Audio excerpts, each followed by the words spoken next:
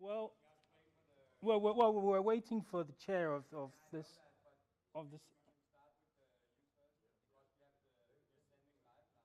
Okay, that's fine. We'll have to start. No, we'll start without him, and I hope he will at some point show up and then take over.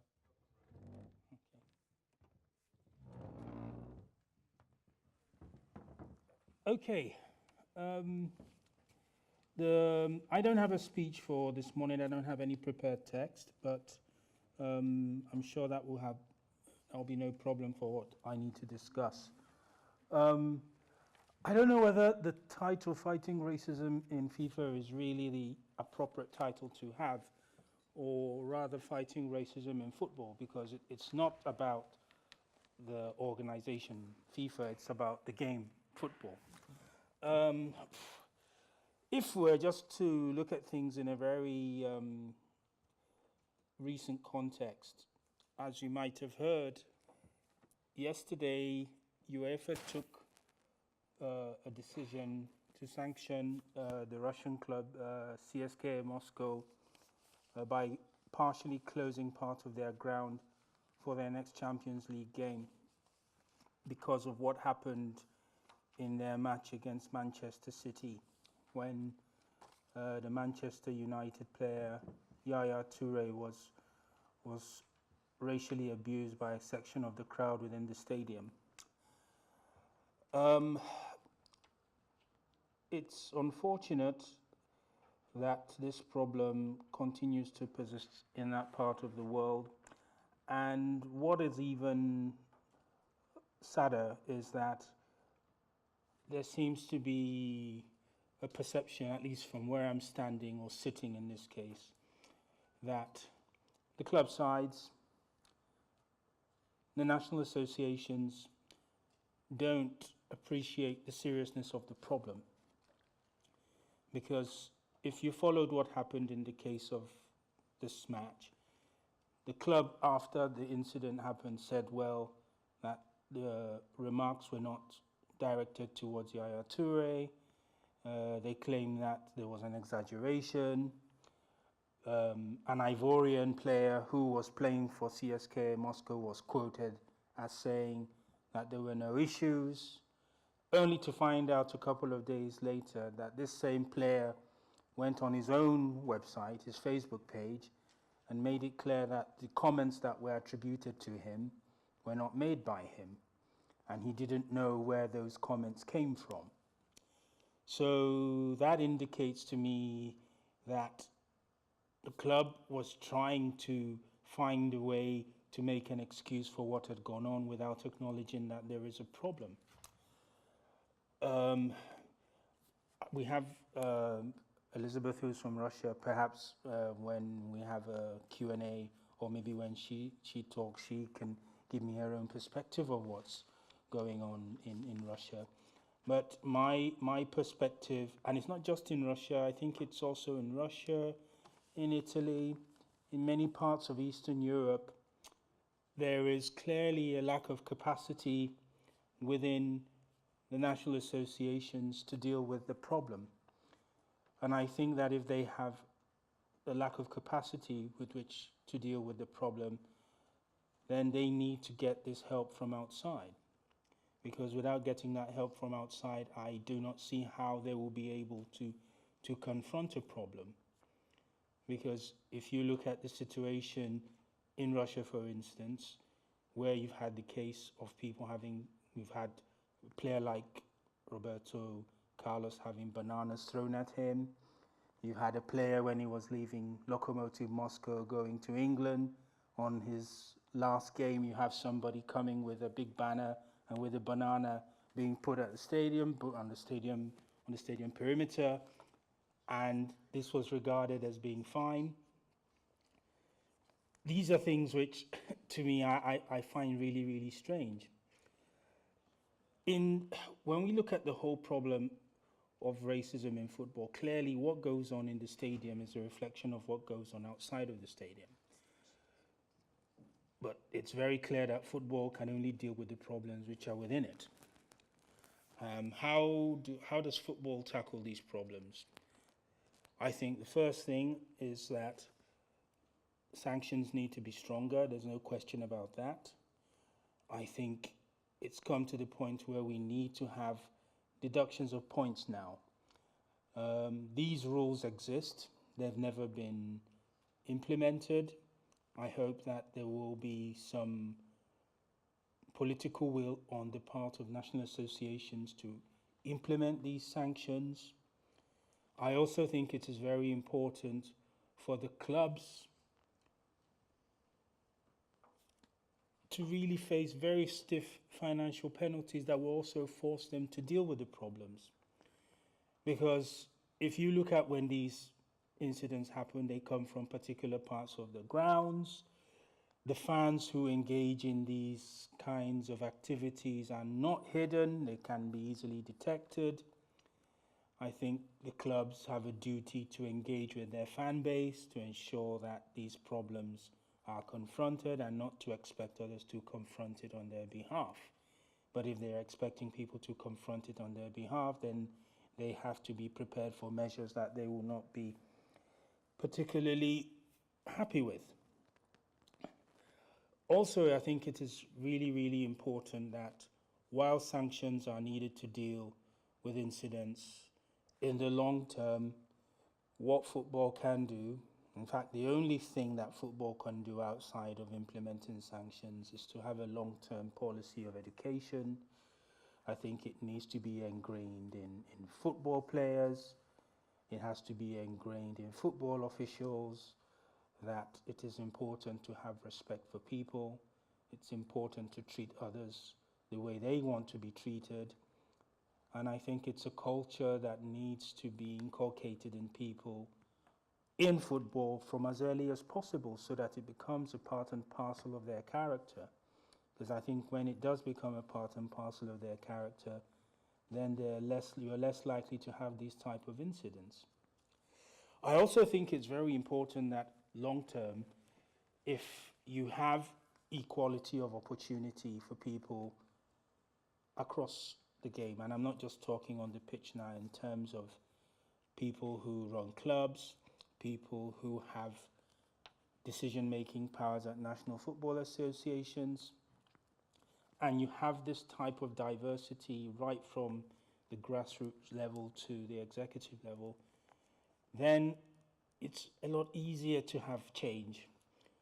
But then it also means that football needs to confront these issues in terms of having a lot more diversity in the running of the game, not just on the playing pitch, not just about dealing with the fans.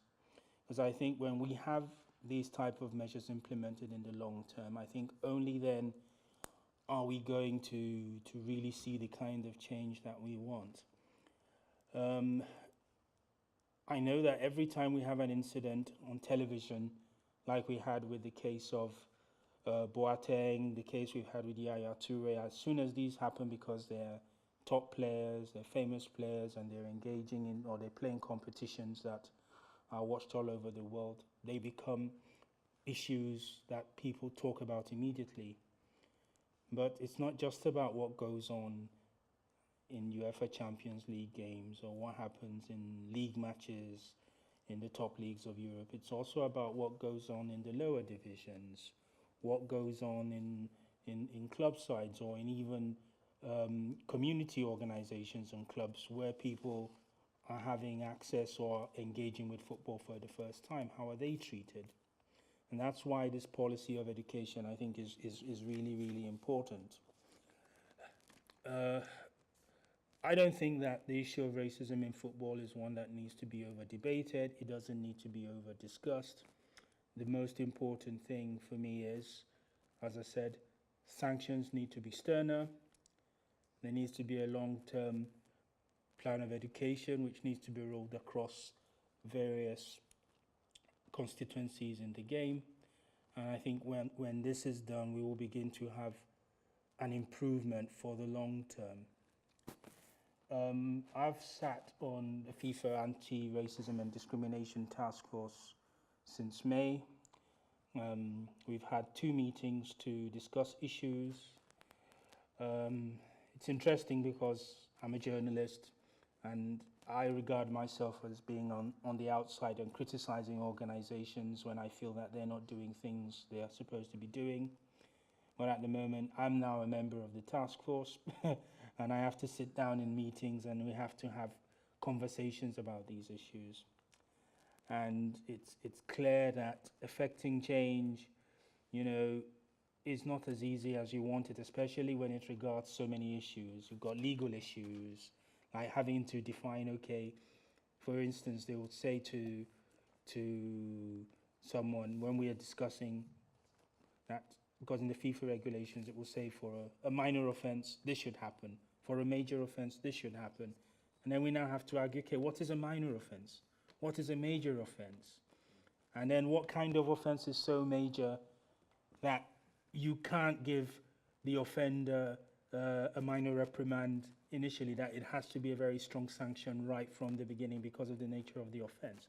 I mean, these are the kind of issues that we're trying to discuss. Obviously, from the FIFA task force perspective, what is being done in the task force initially has to be implemented for matches which FIFA controls. But in the long term, the ideal situation is to make sure that the recommendations cascade down, right down to the national associations, because that's where you have the majority of the everyday problems. World Cups only take place every 4 years, and the other tournaments, the youth tournaments, take place every 2 years. So you don't really have the problems there. You have the problems right down at the national level. And it's clear that we need to have a greater interaction with them to solve the problems. Will they be welcoming of the need to have help from the outside? Perhaps not. Do they need to have it imposed on them to some degree? I think yes. Will they appreciate it in the long term? I hope so. Will we be able to eradicate football racism from football entirely? No, because it's a societal problem. But I think the most important thing is that while football cannot solve the problems of society, football should be in a position to show an example to society. So if it's able to confront racism within the arenas of football, confront it in football clubs, confront it with football fans who come into the arenas to watch the game, at least I think that we'll be going in the right direction. I guess that's all I have to say. Thank you.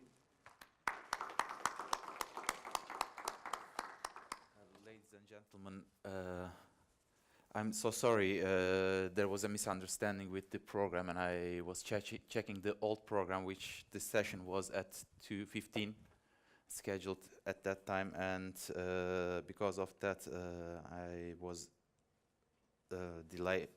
I was a bit late, and sorry for that for anyone. And the next speaker will be Javier Slifman, a journalist and researcher from Argentina, who will tell us about the tension between sports mega events and everyday sport violence in Latin America, which is also relevant to my country, what's happened in May and in Turkey. The Gezi protest, I think, will be many things in common, and would be great to listen you. Thank you.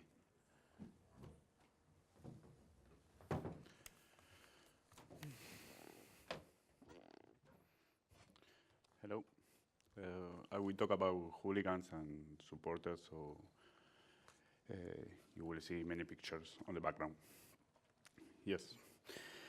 In the next few years, the world of sports will be focused in Latin America. Brazil will be hosting the FIFA World Cup in 2014 and the Olympics in 2016. However, the football experience in the countries of the region is commonly affected by violent practices which are contrary to the values of fair play, solidarity, and honesty promoted by these large sports events. The massive demonstration during the Confederations Cup last June and the ongoing claims by civil society organizations highlight that these events are in the midst of strong social tension. Brazil hosts the next large events, is the biggest winner of FIFA World Cups, holding 5 titles in its history. However, Brazilians also beat records in death toll among football fans.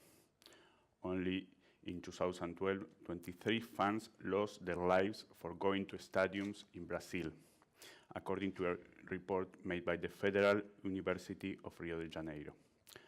Up until July this year, 13 torcedores, or football fans, have died.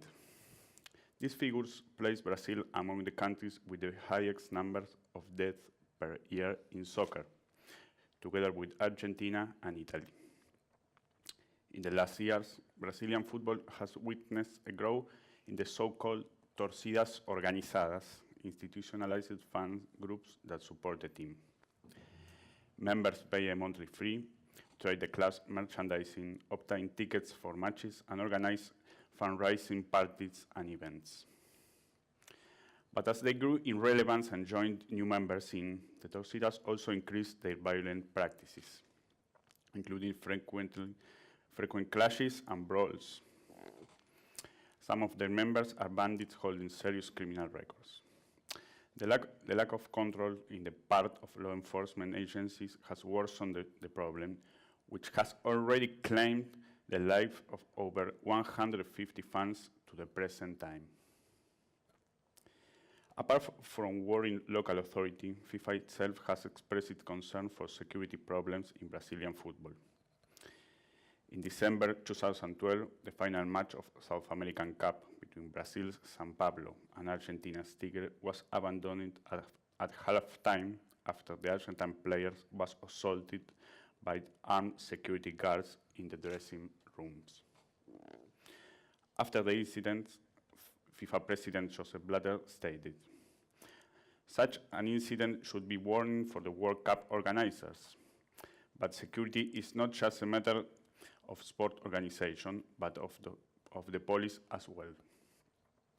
Last January, the nightclub Kiss caught on fire in the city of Santa Maria to the south of the country and left a toll of 2,033 deaths. FIFA quickly attempted to dissociate this event from the next World Cup. Secretary General Jerome Valque soon reported to the Brazilian press, "Our thoughts are with the families of the victims of this tragedy. Nonetheless, this event has nothing to do with the security in the stadium during the World Cup." Sources from the Brazilian Olympics Committee also ruled out any relationship between Brazilians' capability to organize massive events. After the tragedy, the launching of the final countdown of 500 days to the beginning of the World Cup was cancelled. Another tragedy in Brazilian and South American football was the death of Kevin Beltran, a 14-year-old Bolivian boy. During the encounter between Corinthians and San José de Oruro for the Libertadores Cup last February, the members of the Brazilian torcida Gaboy Estafiel decided to celebrate the goal of their team throwing flares at the Bolivian fans, one of which hit Beltran's face, causing his death. Soon after the incident, Blatter made reference to violence once again. "We are not the origin of violence. The origin is in the society. In a disturbed world, football brings the excitement and fun people need when things are not going well. Football connects and reunites people." In South America, Argentina also competes against Brazil to beat the record of football World Cups and violence. Argentine barra bravas, or hooligans, are famous worldwide for their passion simulating their teams and for the incident they generate. In 2013, so far, Argentina accounts for 7 deaths in football violence. Most of them occurred in brawls among fans of the same team. In 2012, there were 12 fatal victims, 1 per month. Overall, the story of Argentine football has claimed the life of almost 3,000 people. Due to the acts of violence throughout this year, only fans of the local team attend the league's matches. Today, the master plan of the association, led by FIFA Vice President Julio Grondona, is a card called AFA Plus, which is given to each fan attending the stadium for identification purposes. Meanwhile, hooligans will continue their violent practices and the business around them. The hooligans know how to get organized to participate in important sports events such as World Cups. This is why they will expand their business in order to get the money to travel to Brazil to support Lionel Messi's team. In 2010, members of the ruling coalition favored the travel of fans to the World Cup in South Africa under the group name United Argentine Fans. Uruguay is another country with a long football tradition, which even won the first World Cup in 1930. In recent years, it has also experienced an increase in the number of incidents in the stands. However, Uruguayan football does not record any major tragedy in its history. The last fan who died is Rodrigo Aguirre, a Peñarol hooligan who died little more than 2 years ago. He was shot by hooligans from the rival team after a series of incidents during the previous days.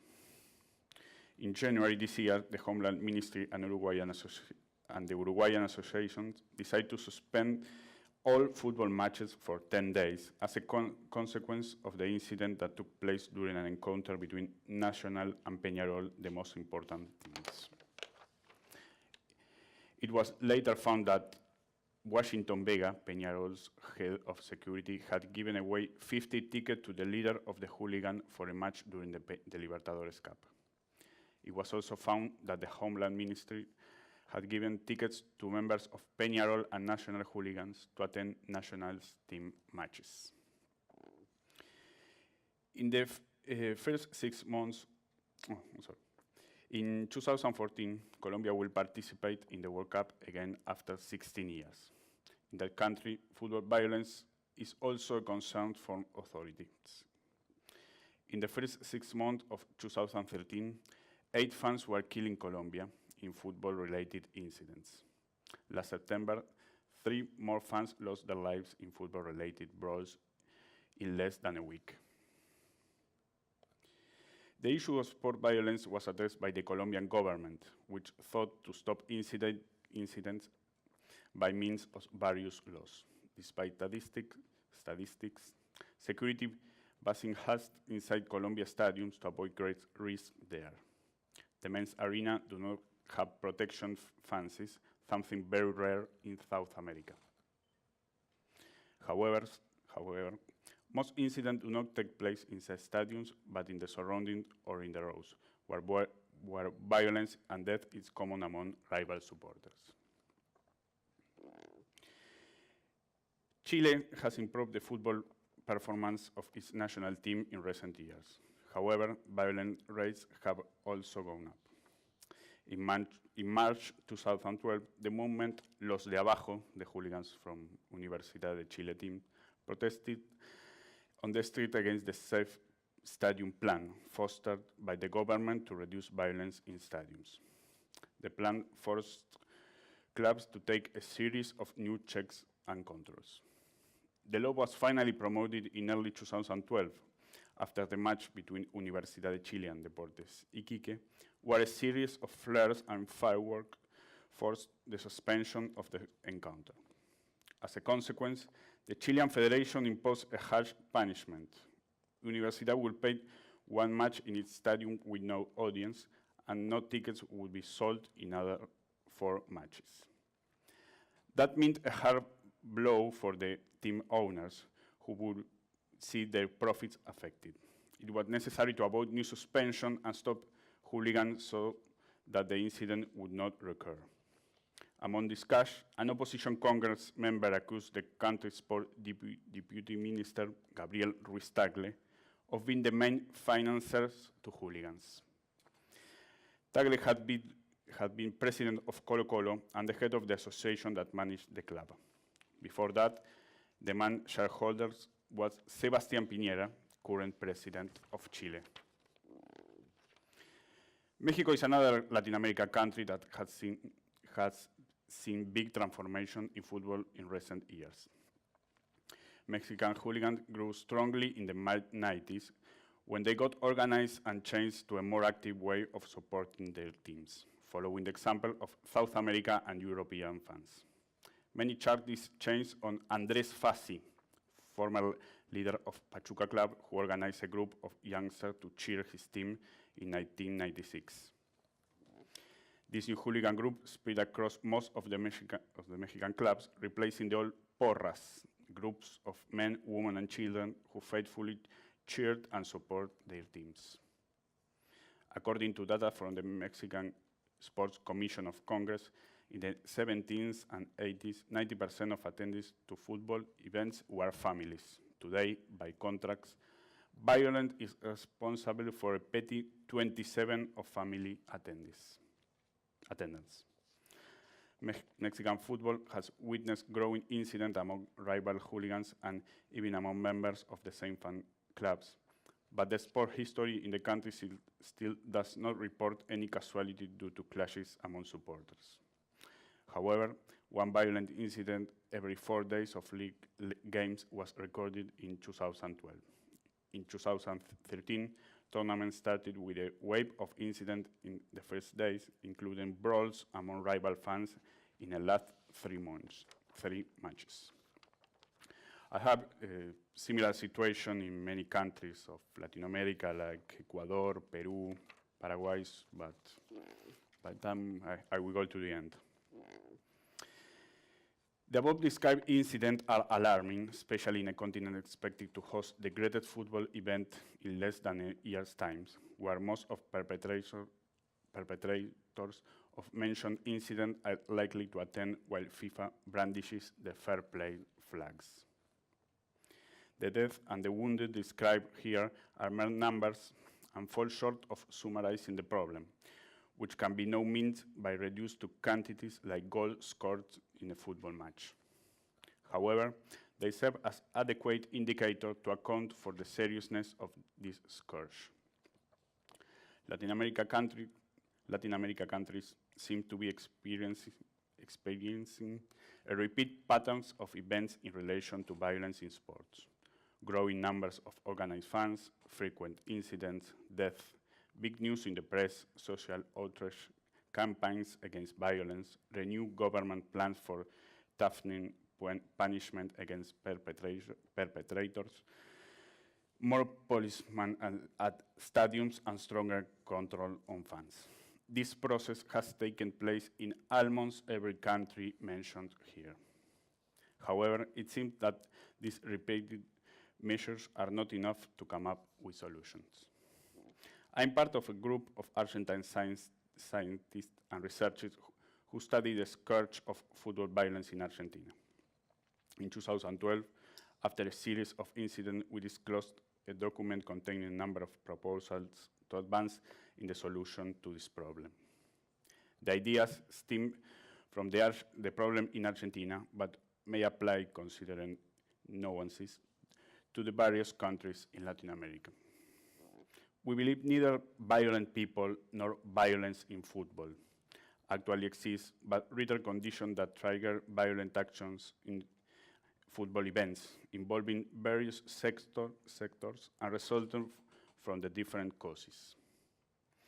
In this line, we believe that spectacular proposals such as a great loss, amazing police deployment, or mass prohibition will not solve the crux of matter. So it's vital to address the conditions that promote violence.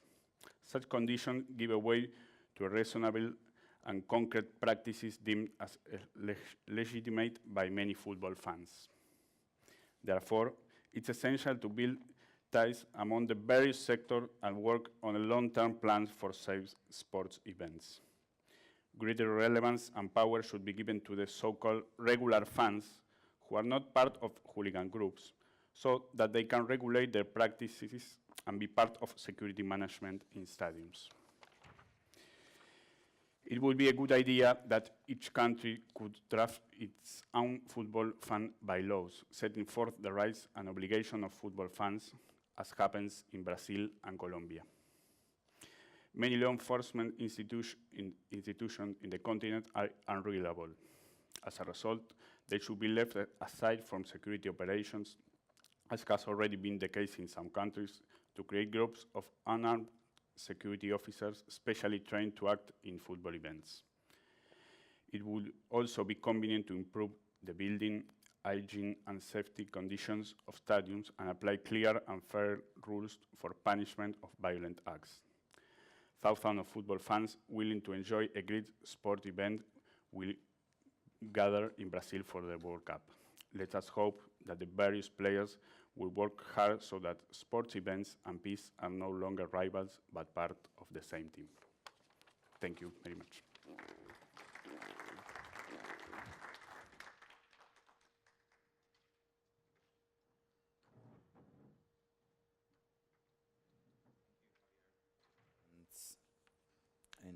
And it will be very interesting what will happen in the next summer during the World Cup, and we all hope that no such incidents will happen.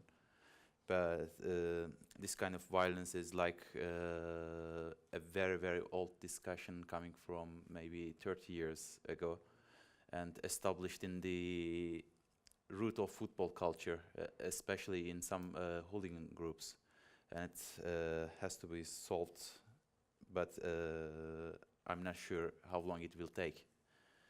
Thank you for the presentation. And the next speaker will be Louise Englefield, the coordinator of Pride House International Coalition, and his speech will be about a Pride House at the Olympics, how some people play. The stage is yours. Thank you. Teşekkür ederim. Ben teşekkür I ederim. am Louise Englefield. No, I'm not. Louise could not be here. My name is Leviathen Hendricks. Thanks also to Play the Game for the invitation and the opportunity to speak today about an initiative that's been set up to tackle homophobia and biphobia in sport. Louise Englefield, as I said, could not be here. It's not my drag name. We're still learning what a Pride House is. Actually, here's the advancer, right. So today I'll be reviewing what the history of Pride House, what it's been so far, and what we think that it could become and develop into in the future. The first Pride House was just 3.5 years ago in Vancouver at the 2010 Winter Olympic Games.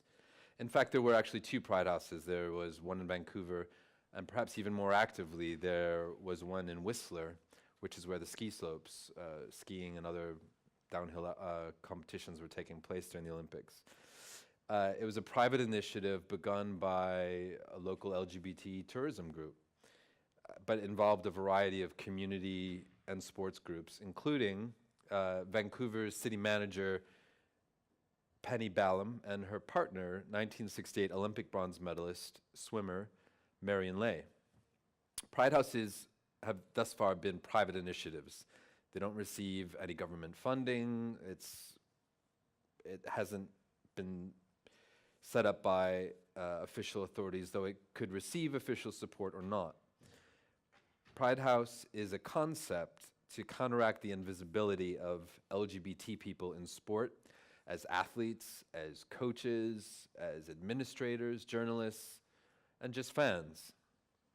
The inspiration came from the National Hospitality House scheme that's run by various NOCs at each Olympic and Paralympic Games. Pride House would be a national house for a global nation of LGBT people and their friends and supporters. So the Pride House in Whistler had a decent amount of funding. The hotel that hosted it was able to have 3 different exhibitions that happened in the space. One of them was a series of photo portraits entitled Fearless by a photographer from LA, Jeff Sheng. The Fearless Campus Tour they're profiles of out LGBT high school and university athletes. Also in the space there were live TV broadcasts of the Olympics being shown. It was a drop-in center for people to come and mingle, watch some Olympics, have a drink. It also became an informal media hub for, as some of you may be aware, it's not always that easy for journalists to get credentials at the Olympics. So depending on your publication, so it kind of became an ad hoc informal media center for unaccredited journalists. There was also a video booth where people could record messages or reflections about the Pride House, about the Olympics, about sport, about community.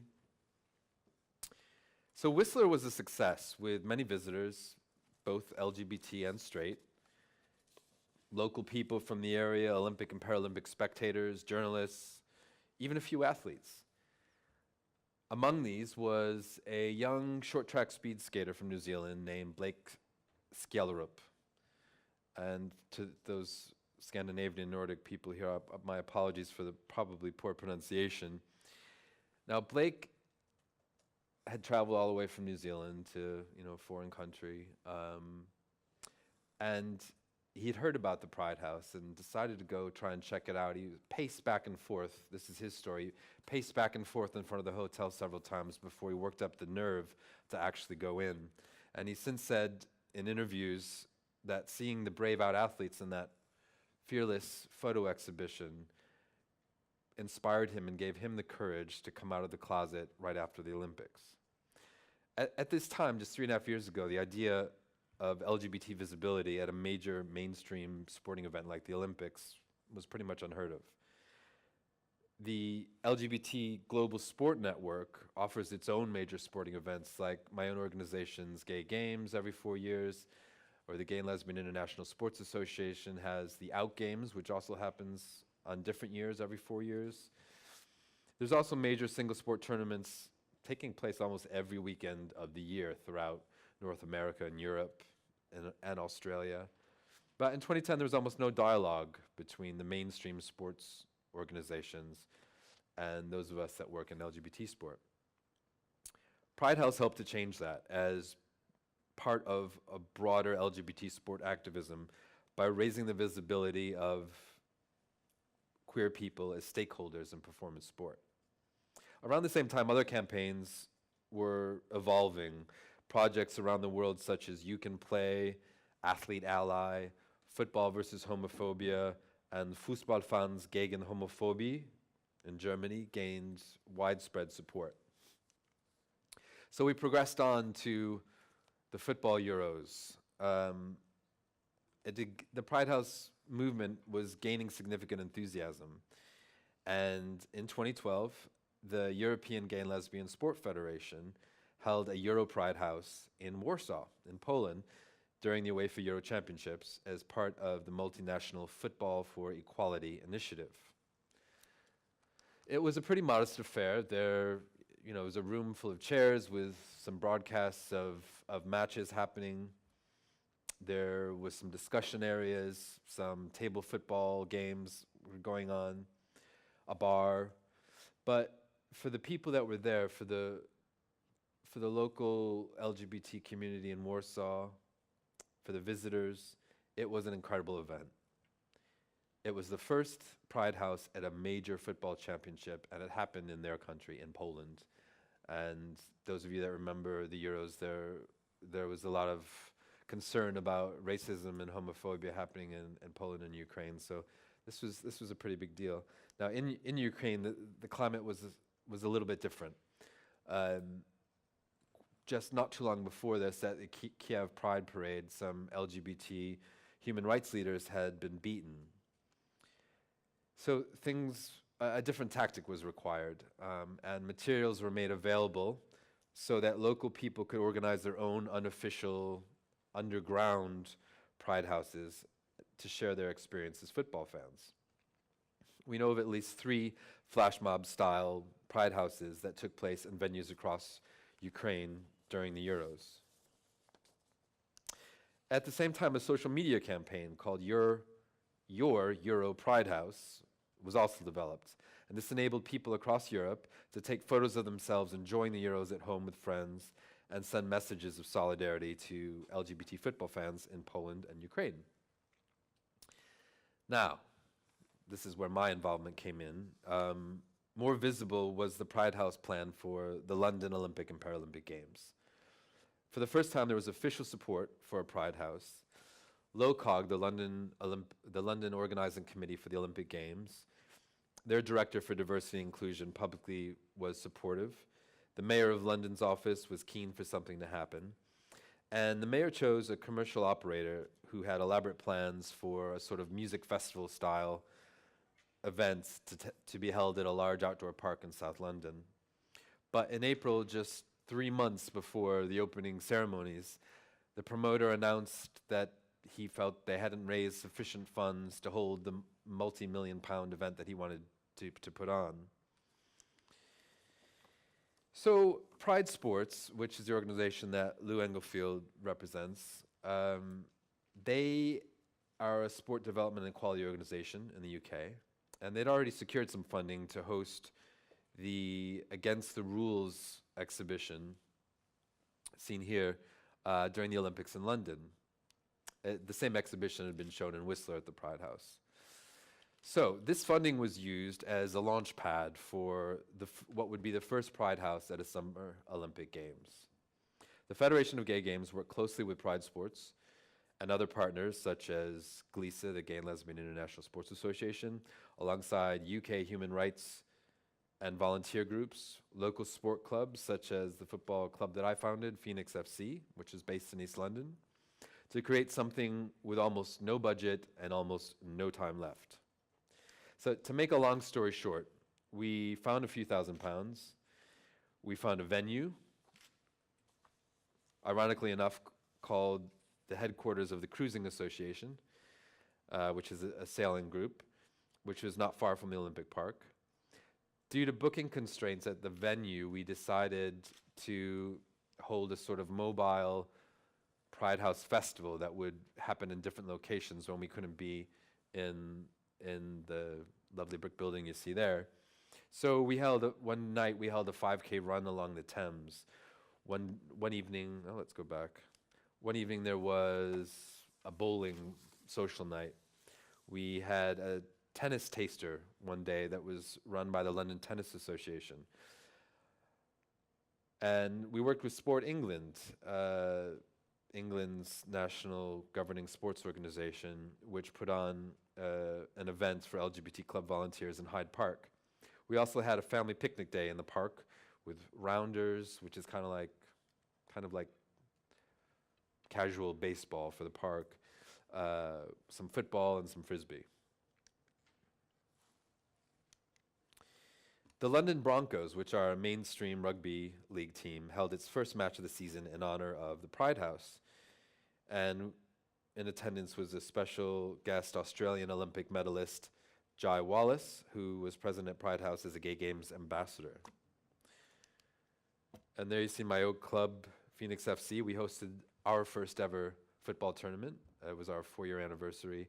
And we had the dubious honor of hosting the Pride House football tournament, which was for men's and women's teams, both gay and straight, from around the country were invited. Now, when we were at our brick and mortar house at the Cruising Association, we followed a similar format as Whistler. There was a bar, food could be ordered, we had live broadcasts of the Olympics. What was quite cool in London at the time was the BBC they were airing on like 20 different channels, so you could pick and choose which events you wanted to watch, which led to some disagreements about which sports would be the most exciting to watch. We had some sponsored receptions, roundtable discussions on IOC issues. The Against the Rules exhibition was shown, and the Fearless exhibition that had been shown in Whistler and inspired Blake Skellerup to come out of the closet was converted into a slideshow and became quite a hit at the Pride House. You can find this video online, and I encourage you to watch it at fearlessproject.org. Visitors to the Pride House included the Danish Minister for Sport, Mr. Uffe Elbæk. Again, excuse my poor pronunciation. We also had London 2012 Paralympic athlete Claire Harvey and South African archer Karen Holzer, as well as German fencer Imke Duplitzer, who I recall showing up. She was a bit distraught. I think she'd just broken up with her girlfriend or something just before she got there. She had a few drinks. We also had veteran champions Australian gymnast Jai Wallace and karate champ Trish Dugan, as well as a fairly decent number of MPs from Britain. So just like in Whistler, our Pride House in London was a good place for journalists to come. In particular, local LGBT press that were not accredited for Olympic coverage. One of those partners produced several It Gets Better videos. Now, this series of videos was created to inspire hope for young people facing harassment, and its videos have been produced by the likes of Janet Jackson, US Vice President Joe Biden, even everyone's favorite Muppet, Kermit the Frog, has done one. We hosted various panel discussions, and the FGG organized a session on the future of Pride Houses with a focus looking towards the future on, you guessed it, Sochi. Now, in May of that year, in 2012, a Russian court rejected the application of an activist, Nikolai Alexiev, to hold a Pride House in Sochi. Whether or not he would have been able to execute a Pride House, this refusal was a first sign of how hard things would become in Russia. The refusal was not even on technical grounds, it was on morality. So it was deemed that a Pride House would, quote translation, imperil public morality, in particular with regard to children. So even last summer, it was clear to us that Sochi would present a great many challenges. We already knew that friends in Toronto were preparing a Pride House for the 2015 Pan American Games. We'd heard that Leap Sports in Scotland had plans for one of the 2014 Commonwealth Games in Glasgow. We expected that FGG member organization CDG Brazil would want to do something for the FIFA World Cup and the Rio Olympics. I've also been told this week that a high-ranking politician from Vancouver will be meeting with Pyeongchang 2018 Olympic Committee and discussing Pride Houses. With the new Russian law banning propaganda of non-traditional relationships to minors, we realized that it was imperative to act to respond to Russian homophobia and to take on the issue of the complicity of sports bodies like the IOC in the abuse of human rights in countries they choose to host these mega sport events. And so Pride House International was created, which is a coalition of LGBT sport and human rights groups, including participants in past and future Pride Houses, united together to promote the cause of equality in and by sport. We're still struggling to determine the scope and means of our action. At a minimum, we know we need to be a clearinghouse to share information about past Pride Houses, to improve the ability of future organizers to prepare and execute their own projects.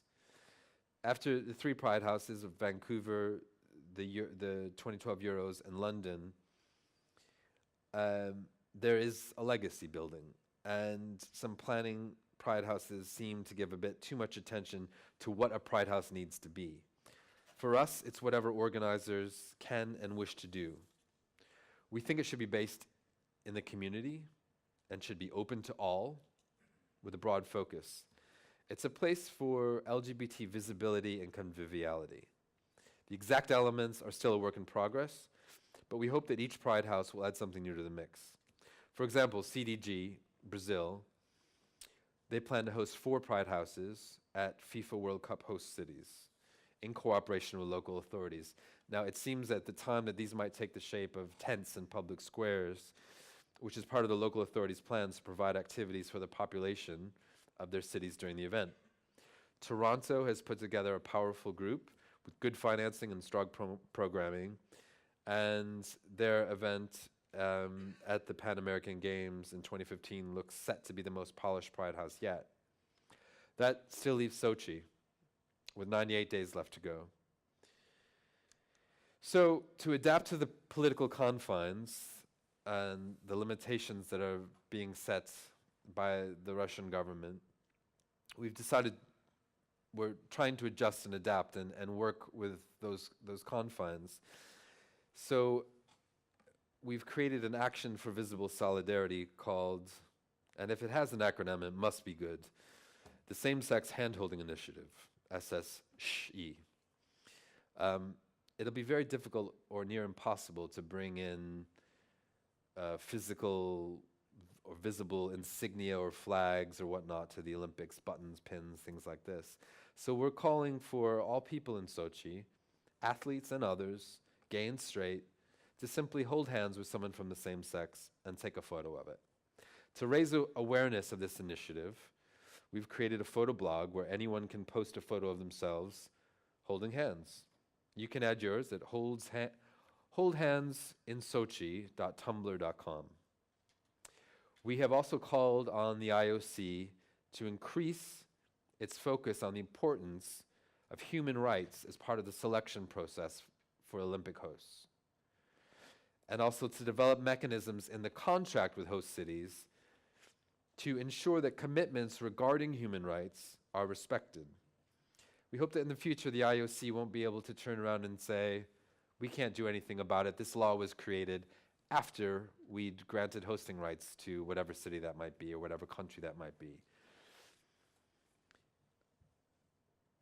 The FGG has introduced Pride House International to a group of legal scholars who propose to work on these topics.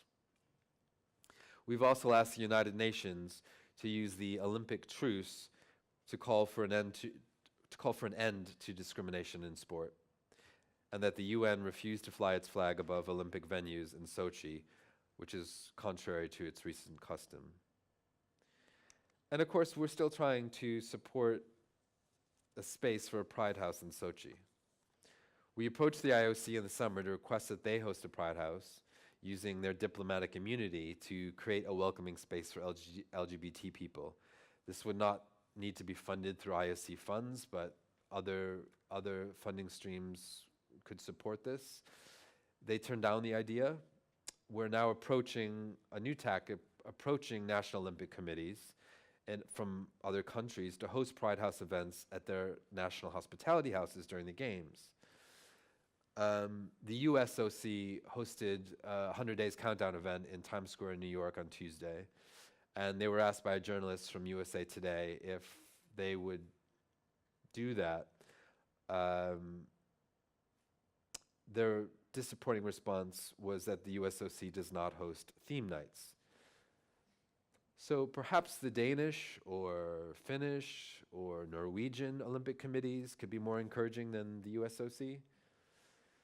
I don't mean to leave out any other countries, but we've heard some really encouraging things, particularly from these strong Winter Olympic competitors, about very progressive and liberal policies and support from the highest ranks of government. Whether or not we are able to hold a Pride House events in Sochi, it's clear that Pride House concept has captured people's minds and has in a few short years become a symbol for LGBT visibility and the fight for equality in and through sport. It's a popular tool for engagement and promotion of inclusion at international sport events and represents a refusal to remain invisible by many LGBT people like myself who love to watch, play, volunteer, and work in sport every day of the year. Thank you for your time and support. Thank you.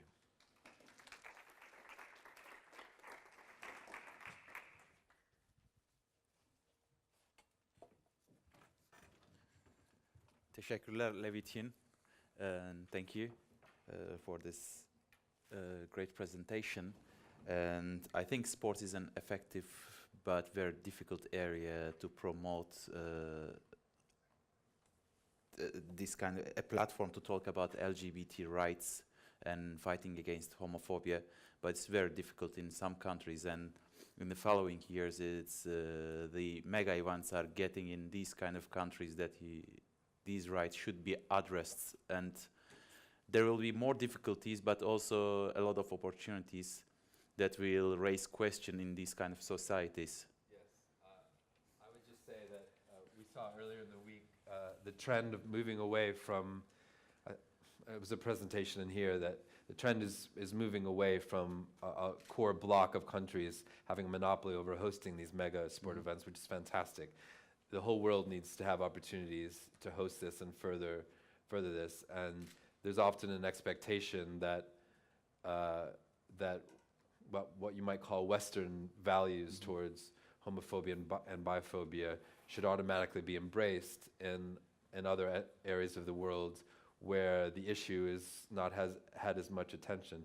Personally, I'm fully aware of that and respect the culture of different countries are on a different trajectory towards inclusion, but it's important at the same time to have a discussion and to help those countries advance their morals. Thank you. Thank you. And the next speaker is Elizaveta Zhuk from Lomonosov, Moscow State University. She is doing her PhD there, and she will talk about racism in Russian football.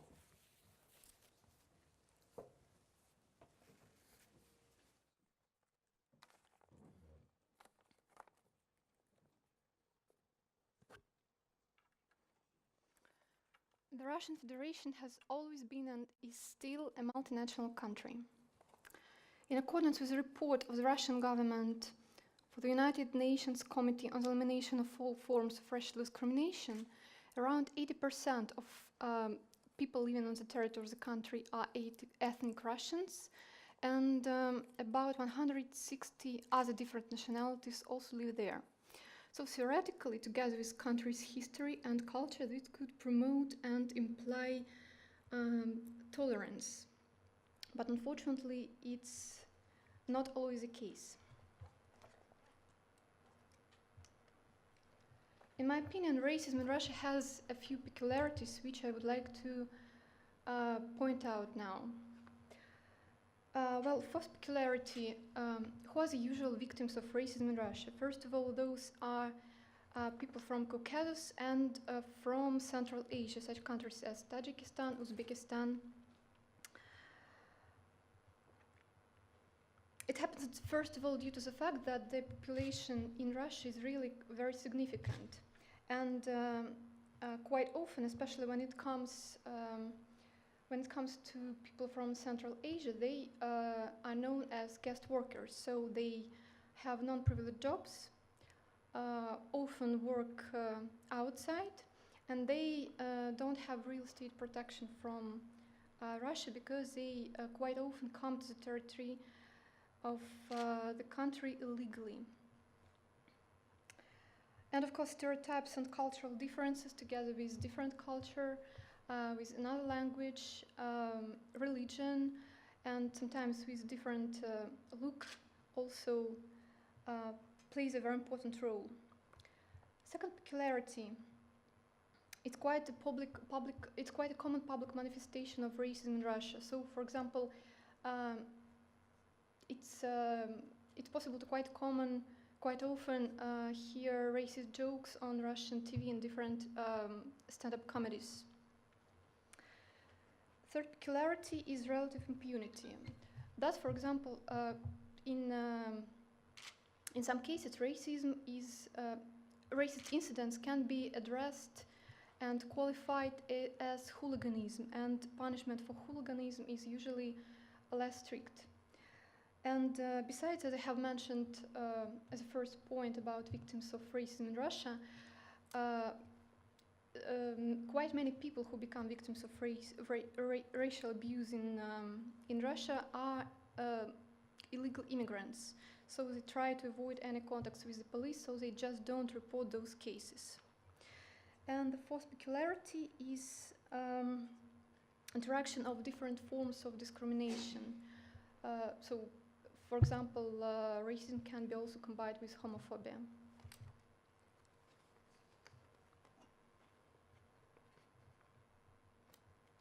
Considering that Russia will host World Cup 2018 and a few very important international events as Sochi Olympic and Paralympic Games, the fight against racism and discrimination in Russian sports and in football in particular becomes a task of utmost importance.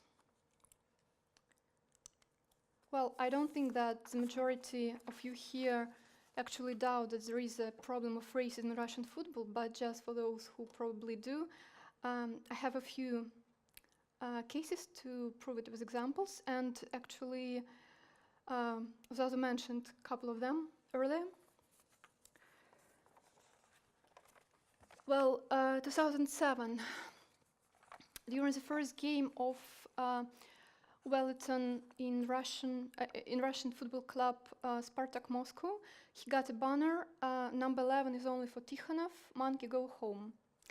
As a result, the football club was fined by the Russian Football Union, which is the main governing body on Russian football.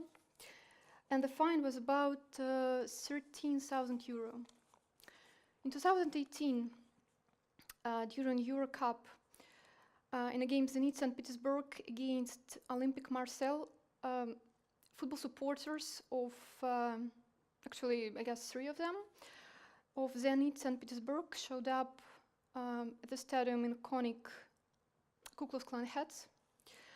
And as a result, football club has been, disciplinary committee fined the club for 60,000 Swiss pounds for shouting racist slogans, pyrotechnic use and demonstration of the public banner. In 2010, after the Nigerian player Peter Odemwingie is leaving Lokomotiv Moscow for the football club West Brom, Lokomotiv is celebrating it with a farewell banner. Thanks West Brom with a banana drawn on it. And both FIFA and UEFA has a released statement for BBC Sports that they are not actually, they don't have any authority to act, and the Russian Football Union then decided not to fine the club. In 2011, the Brazilian football player Roberto Carlos has been unlucky twice, and in both cases, the banana has been thrown on the field.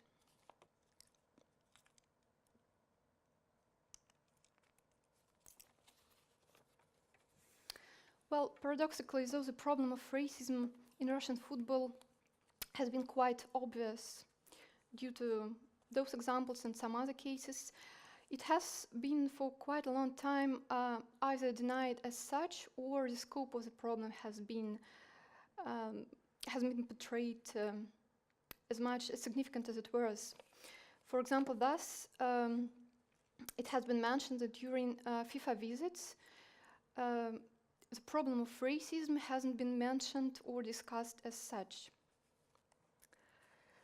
Neither strategy of football development in the Russian Federation for 2006-2016, nor concept of preliminary program development of football in the Russian Federation for 2008-2015 contained any provisions on racism or discrimination prevention.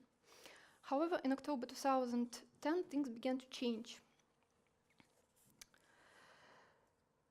Thus, the Executive Committee of the Russian Football Union adopted a memorandum which approved a program on prevention and tackling racism, xenophobia, and any kind of intolerance. This memorandum, in my opinion, became a very significant step. It doesn't mean that there were no any measures taken against racism before, but this became a really huge step in the direction. Thus, the program of this memorandum presumed a few stages, including anti-racism campaign, adoption of relevant legislation, a few anti-racism handbooks, realization of a special project aimed to promote tolerance through football, and so on. And each of the steps should have been fulfilled in a term which was stipulated in a memorandum, and it varied from a few months to the whole run of the program. And at the moment, it's actually possible to say that the majority of these initiatives have actually really been carried out or are currently trying to be realized. And you can see the regulations of the Russian Football Union, which contain the provisions against racism, and those are the latest versions. It doesn't mean that previous didn't contain any, but I just wanted to basically provide you some updates. And I guess I won't bore you with a deep introduction into articles and provisions, with maybe just a few exceptions. Thus, for example, just to show the tendency, for example, the Russian football discipline regulation it's kind of a combination of both UEFA disciplinary regulations and FIFA disciplinary code. And the latest version contains as such sanction as suspension for 10 matches, together with a fine in case of insult on the ground of race, color, language, origin, or religion, if this action has been committed by either a player or an official. So before that, a year earlier, there was a suspension not for 10 matches like now, but for 5.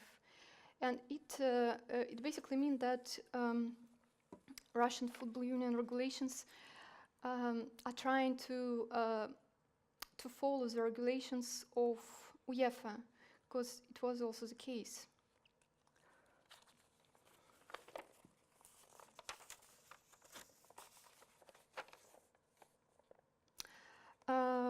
Also, disciplinary regulations of the Russian Football Union contain a special provision, special sanctions for public demonstration of Nazi symbols or attributes, or the ones which are confusingly similar. And now on the Russian Football Union website, it's possible to find a handbook, a sort of a guide for stewards and for security, stadium security, which actually contains different symbols, numbers, flags with pictures and explanation what they mean, and those are nationalist and racist symbols which are in use in all over the world and in some particular countries. So I guess it's also probably to prepare them for the most important competitions, so that they could just be able to identify those symbol flags.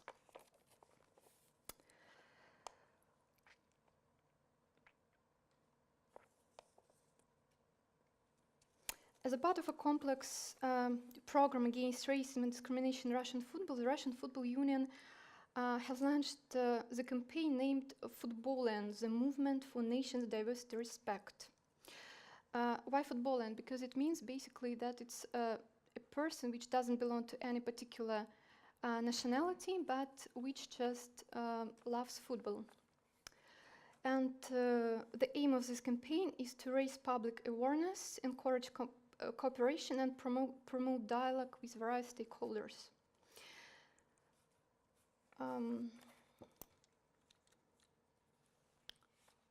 Well, just maybe to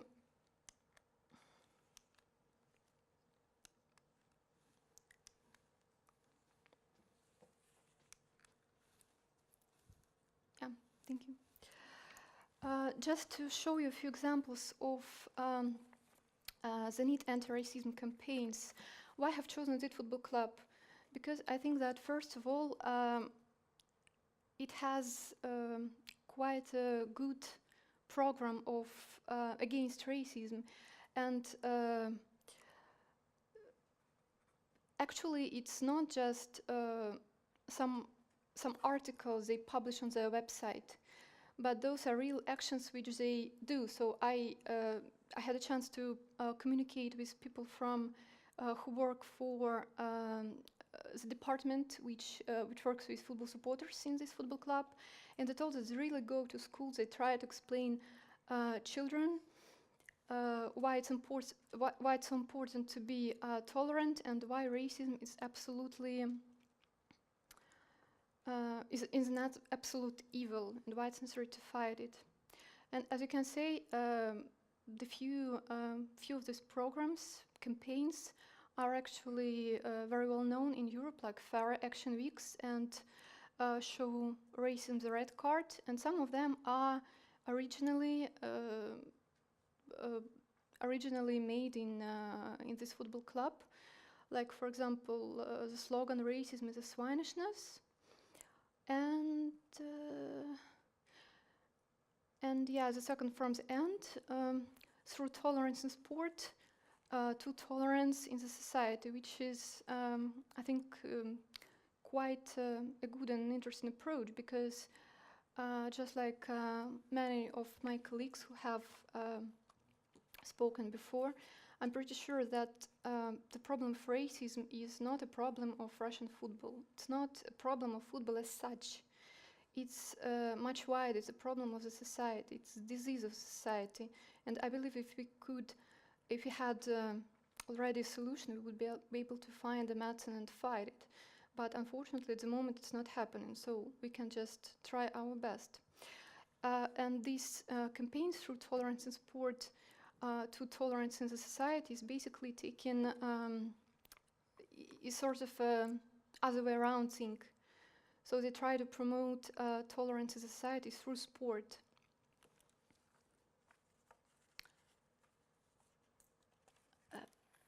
No, you can actually. Yeah, thank you.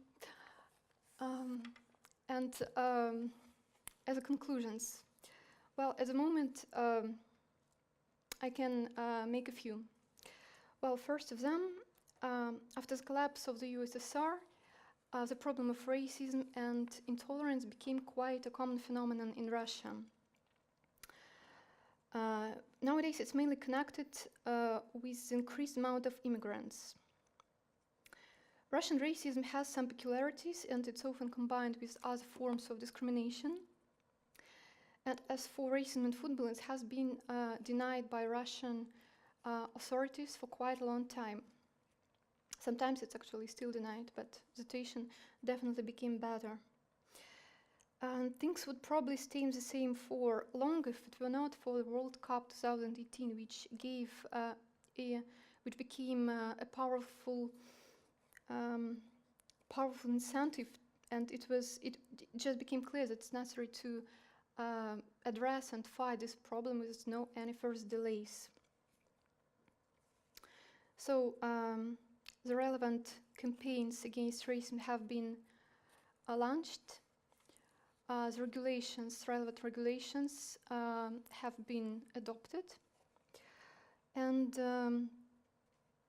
nowadays, as a tendency, I would name the adoption and that nowadays the sanctions which are adopted and applied are getting actually more and more strict, more and more severe, and I guess, no, I don't guess, I'm absolutely sure actually, that it's absolutely essential because it correlates with a policy of zero intolerance, which is nowadays promoted by UEFA and FIFA, and I hope it's also going to be much more promoted by Russian football authorities, though they are trying their best. So my last final conclusion and a short summary of all that I have said. Whether do we have the problem of racism, xenophobia, intolerance in Russian football? Yes, unfortunately we do. Are we trying to fight it? Yes, we are trying. And are we moving to the right direction? Well, I believe so. Thank you for your attention.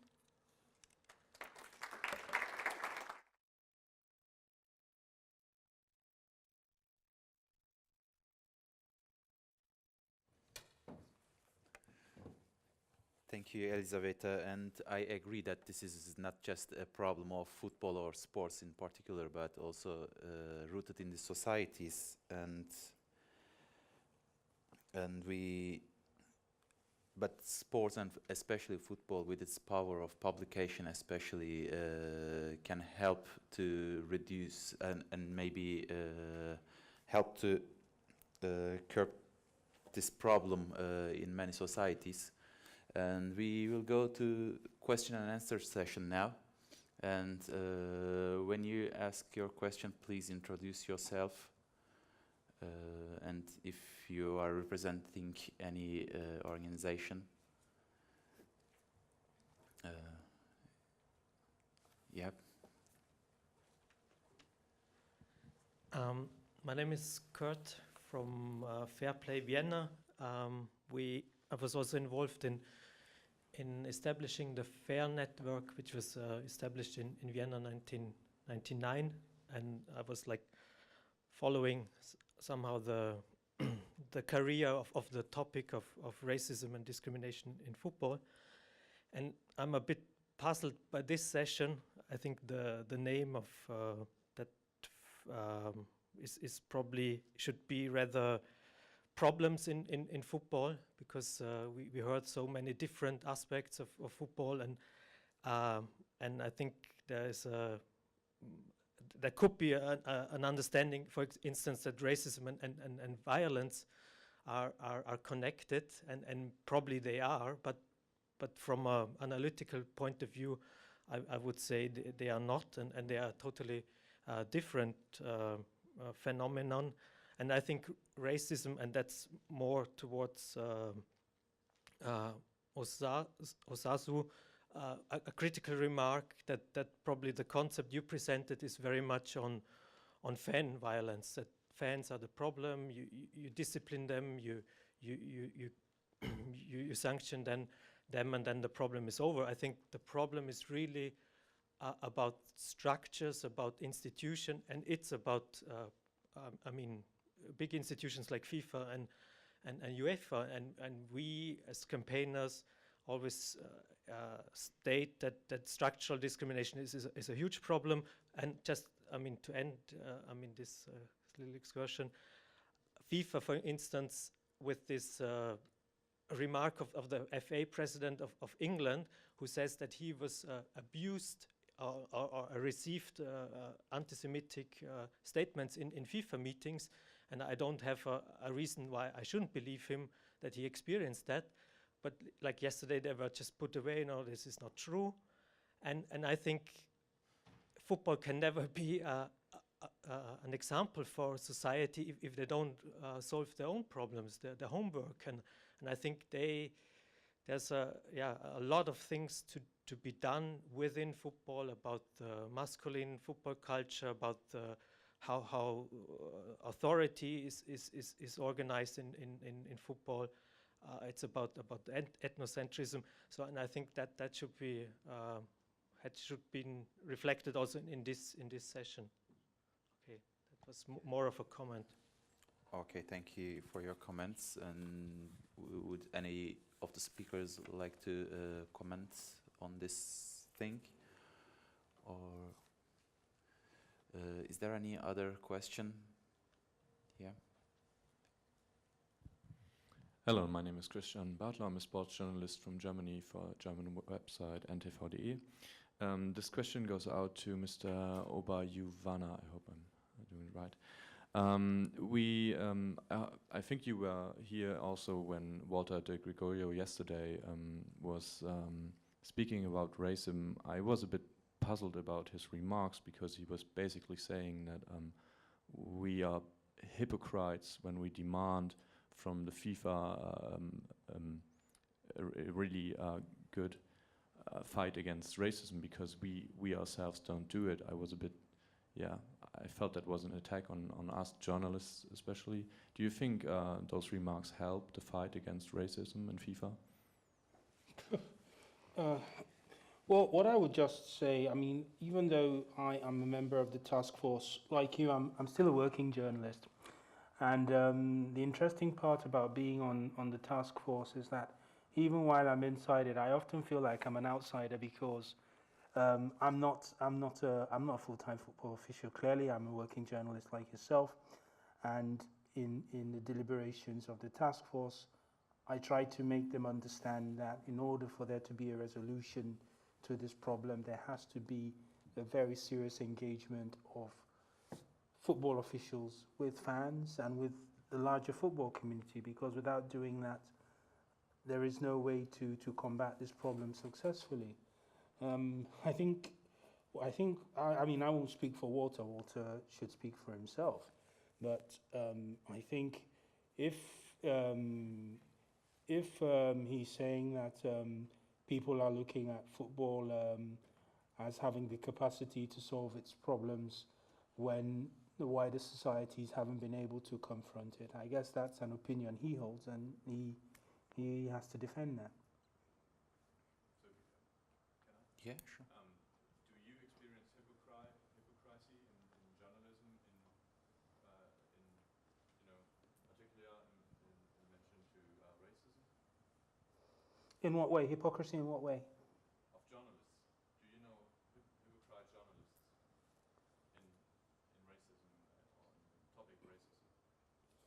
Well, I mean, I've been a football reporter for 25 years. I can't really complain much about how the experiences I've had. But then I'm just one person. People have different experiences, so I can't speak for other people. I can only speak for myself. Okay. Hanna Brevik, Norwegian Television, NRK. Just a quick one to you. You're in the task force. Do you honestly believe that FIFA is doing its very best to combat the problem? I would say, I mean, we've had 2 meetings. I mean, the first meeting of the task force was in May. We had another one in September. I mean, we're really discussing issues. But you have to understand that the task force is not the FIFA administration. The task force has a duty to examine problems and recommend solutions. How these solutions will be implemented by the FIFA administration obviously is another matter.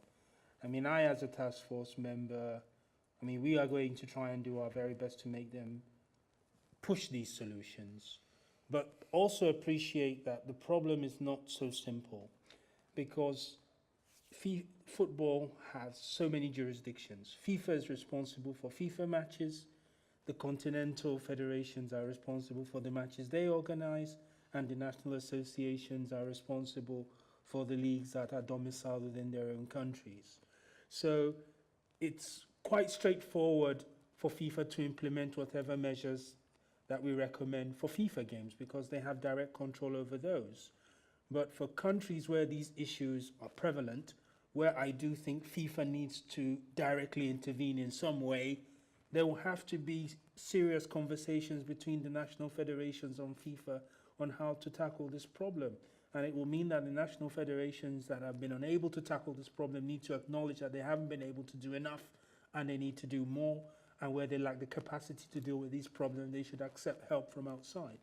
But this is a dialogue that will have to be had in the ensuing months. I'm happy to note that you will be pushing them. Yes, I will. And we will hear from you if nothing happens, I guess. Definitely. I also have a question to Javier about Brazil, the deaths in Brazil. I didn't quite catch the total number, but the number for deaths this year has been very high also. Yeah. What is Brazil doing with this? Are they doing anything? What is the security measures taken? Have they answered any questions from the opinions? I didn't talk with any authority of Brazil. I have contact with some people who's in the matter and who work in the university. So I think I don't know if the political or the authority or the police what's the exactly plan about the matter. But I would like to show that there is a similar process in many countries. I say at the last, in 3,000 years ago, the Congress sanctioned a big law to punish the action, but not so much than they are. I'm afraid that the future is dark about that issue. So, it's what I think.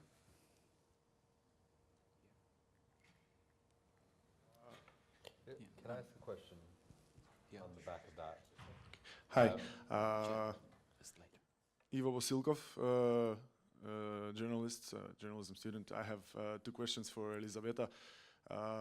First question is, a lot is being made about the fight against racism in Russia, but how much attention is put by the, how much attention is put in society about the fight against ethnic and tribal and religious intolerance as a huge part of the problem, as you said, which is being embedded in the racism issue, especially in Eastern Europe, as I also come from Eastern Europe.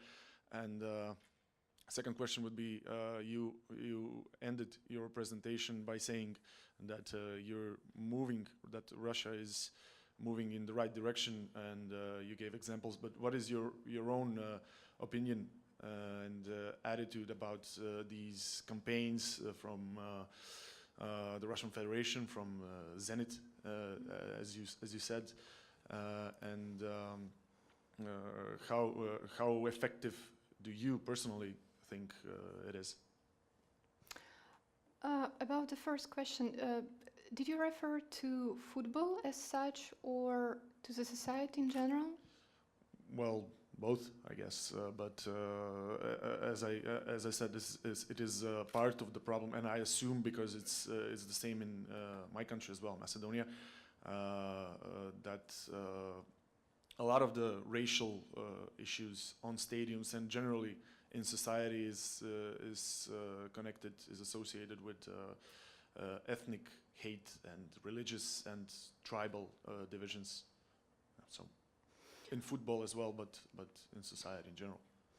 Well, as for football, in football these issues are addressed all together, because it's not just fight against racism, it's fight against racism, xenophobia, and all forms of intolerance, as it's named.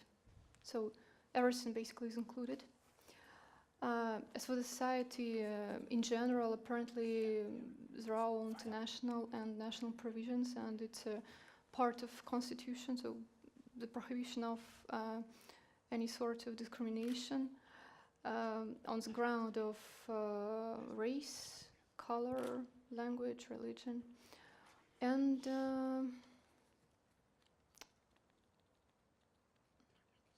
also wanted to say something else about this, but sorry, I guess I lost my third.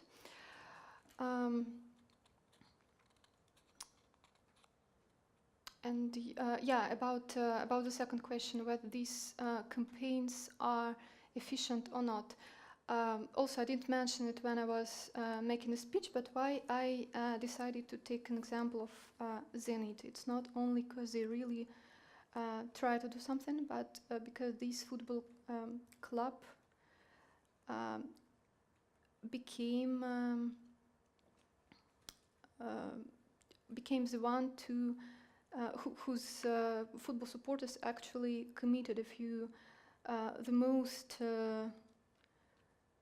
prominent racist incidents. So I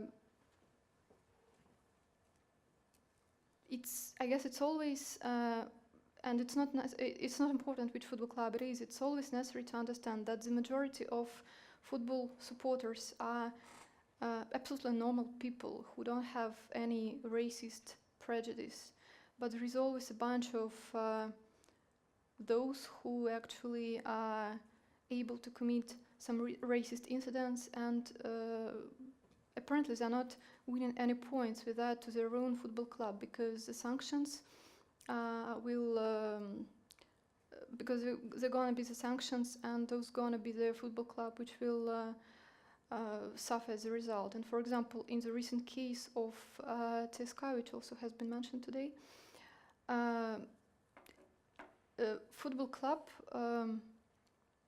said that they not agree with the decision of UEFA, but however they respect it and they're not gonna appellate it.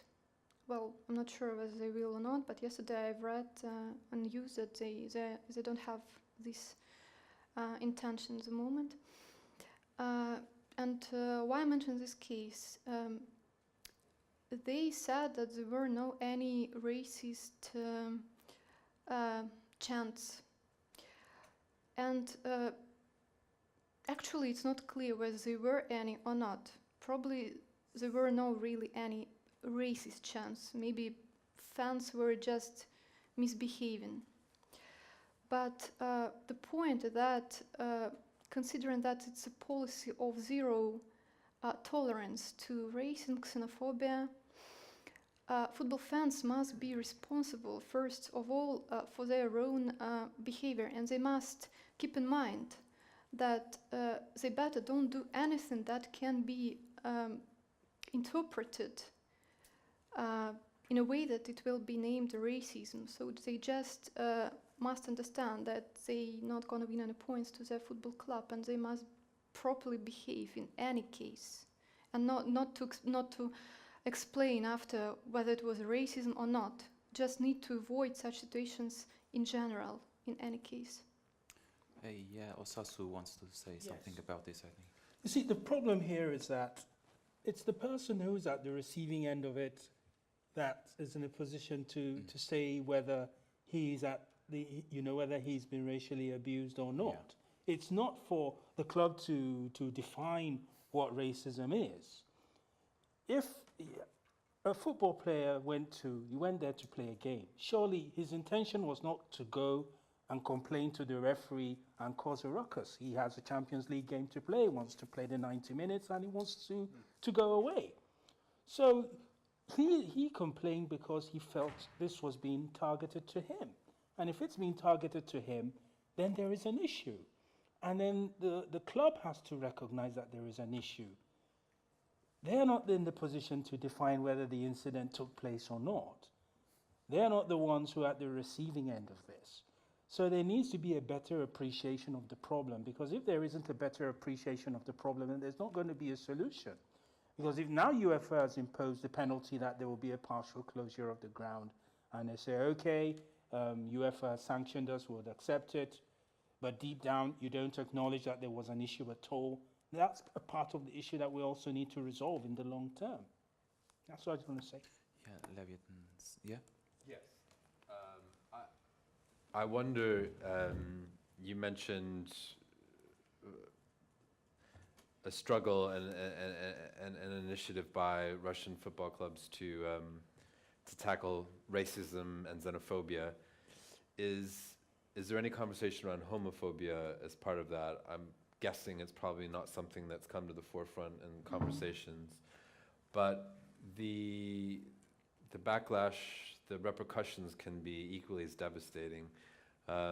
In the UK and England, we had player Justin Fashanu, who's of Nigerian origin, who earlier in his career suffered racist chanting and abuse on the football pitch, and later on came out of the closet as the first professional football player to ever come out of the closet, and received homophobic taunting and bullying on the pitch, which eventually led to a depression and spiraled down to the unfortunate result of him committing suicide. So the effects, as you say, on the player can be equally as damaging when any kind of taunting or bullying or singling out. And I wonder if that's part of the conversation in Russia and at all. Well, actually, as far as I'm informed, it's not. This question is kind of not on the floor. So the problem of racism is absolutely obvious, and it's talked about loud. But the problem of homophobia is sort of underground, and it's not something the officials. It's a topic which the officials most likely prefer to avoid, right. Especially when it comes to sports and football, and where the concept of masculinity is in fact quite strong. So. It's sort of not supposed to be that a football player or a football supporter can be homosexual, for example. So it's not that much discussed. What a culture shock Russia's in for. Okay, thanks to all speakers and who came here to listen this session. And I have to close now this session, and thanks to our guests and speakers. Thank you.